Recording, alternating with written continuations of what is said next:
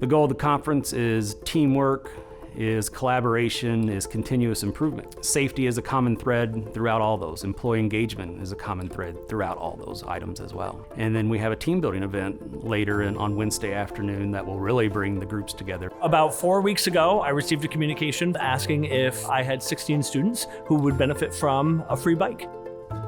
It'll consist of teams from each discipline, and it'll be really neat because they have no idea what's about to happen.